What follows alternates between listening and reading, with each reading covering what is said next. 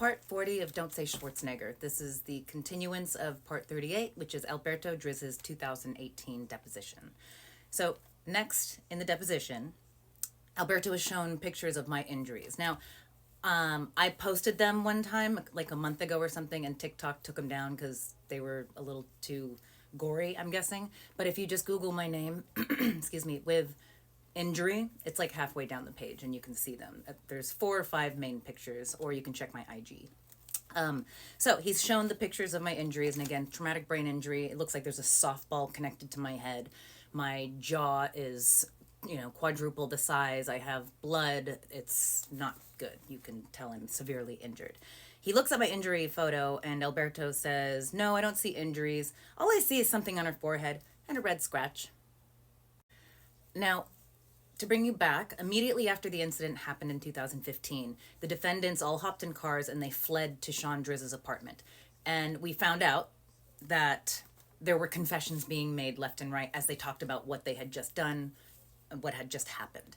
And we found out that Alberto was overheard saying that he did hit me. And he described it as, like I turned around and bang, got her type of thing. But he used the word bang. When he was asked about it, he says, Alberto, he says, I don't use words like bang, said the guy who just got caught 8 months earlier with a loaded, stolen, chambered pew-pew. Okay, ready for this next part? So a photo six-pack is what police will bring out as photos to show people, like us, for example, like, do you recognize anybody from this group? And it's usually people's driver's license that they have in the police computer system, and they're called a photo six-pack. And they showed these pictures to Alberto. There's Alberto with his daughter, Annabella Nicole Driz. And he looks at them and he's looking at these photos and he says, nope, none of these are me. These are pictures of Maurice. So it's like he's pinning the attacks on his own twin brother at this point. These are really good guys. And then he says that he can't tell him and his own brother apart. So Alberto then says that he never sought medical attention or called the police afterwards, and he admitted to pleading no contest to the felony charges.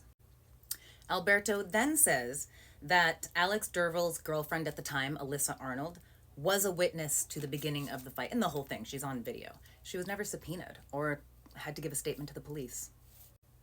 Like, I know a lot of people tried to make themselves hard to find, but there's a lot of questions that arise from all of this. Then Alberto tries another narrative. Like, this is like the 9 billionth one. But he says that he was sucker punched by a sprinting mystery man while he was speaking to the manager.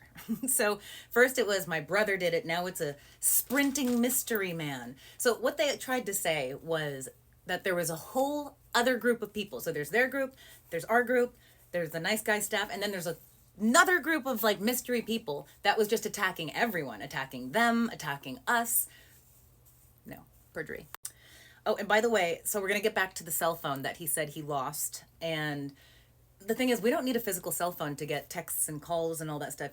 I called the phone companies to find out so I could tell my attorneys, like, hey, it doesn't matter if they deleted them. It doesn't matter if they don't even have the phone. I called up AT&T, I called up Sprint, I called up Verizon, and I asked everybody, and they all said, oh, if you have a subpoena for a court case, we will hand anything over that you want from that person's phone up to 10 years. So this was just over 9 years ago. So I've got until April of next year to get these phone records and work on that. So any advice on how to do that and everything, and I'm open to. So anyways, so back to the phone. So Alberto says that 2 months after this incident happened, somebody called him on his new phone because he lost his phone, and they demanded $500 for the old phone back. And then he was asked, like, think about that. How would they know it's your phone? How did they get your new cell phone number? What is going on? And he was like, oh, I don't know. Like, make it make sense. Then the self-proclaimed non-drinker Alberto Driz says, I had champagne that night too. So, okay, so now we're at the very tail end of my notes for this deposition. My attorney at this part was not in the room, and he re-enters the room, and Alberto's face lights up, and he says, you're back! My best friend. So super creepy stuff. Thanks for following along, guys. Any tips and comments, I'll try to read them all and comment on them all. Thanks so much, you guys.